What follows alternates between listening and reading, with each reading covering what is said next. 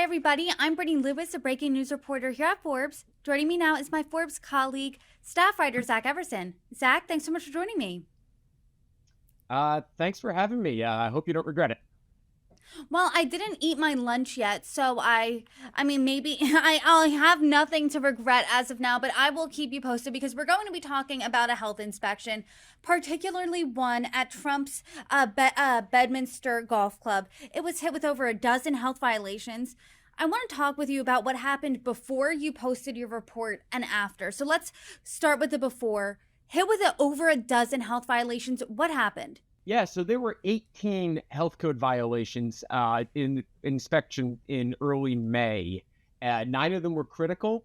The restaurant scored a 32 out of 100, which is so low that I had to go through and check the state and municipal codes to make sure the scale actually was to 100. When I saw it got a 32, I'm like, there's no way. And I used to be a restaurant writer. Like, I'm familiar with looking at this sort of stuff, and I can't recall ever having seen anything that low. So yeah, it was the lowest score that any restaurant got in that county in the entire month. In fact, said it was a 32. There was only one other restaurant that got below 60. Every other restaurant got a 60 or higher, except for Donald Trump's and one other one. So you have a lot of experience here because in a past life, you were writing about these types of reports. 9 critical violations. How bad were they? What did they look like?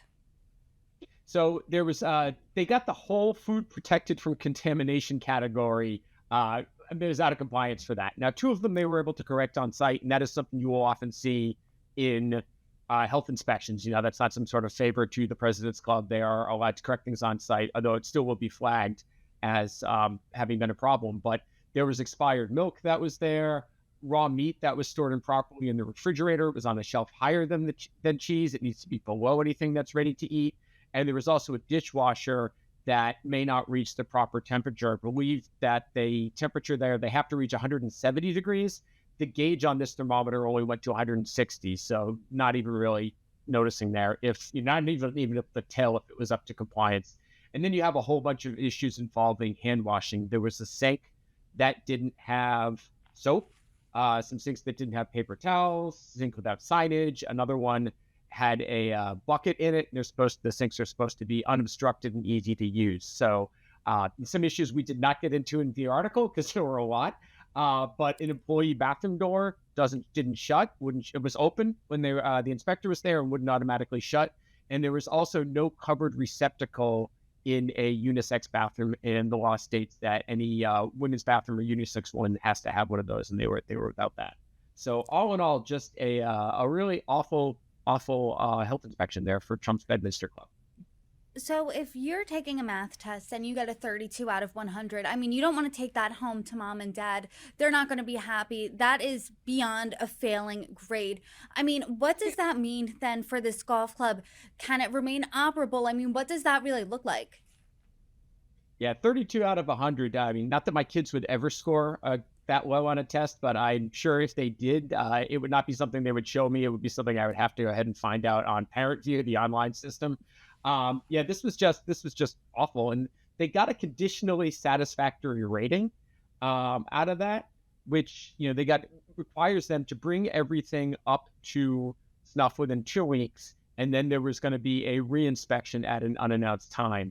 As a result of getting that first score so low, though, they would not be able to get an A. They would only be eligible to get a B until next year, when it would be time for the next unannounced inspection, in which case they would be starting fresh. So they had an unannounced inspection, but the timing I found interesting because talk to us about when that next inspection occurred. Yeah, the timing was very interesting. So we published this article at around, I guess it was around 8:30 in the morning, and the inspection started at about 11:30 that same day. Seemed very interesting that the inspector just happened to show up within hours of us publishing this. Now, we did reach out the day before in advance to ask for comments, so they did have a little extra time knowing that this article was coming, but it was really interesting. In fact, I had checked a couple times throughout the day to see if there had been any update and just to make sure the link in our story to the report still worked. And it was good. I was about to go on a CNN show, and I was hanging out at Union Station here in DC, which is near their office, just kind of killing some time, when the producer called and said, "Hey, are you aware that that reinspection just happened today?" And I of course, had not been made aware of that, and just started cracking up.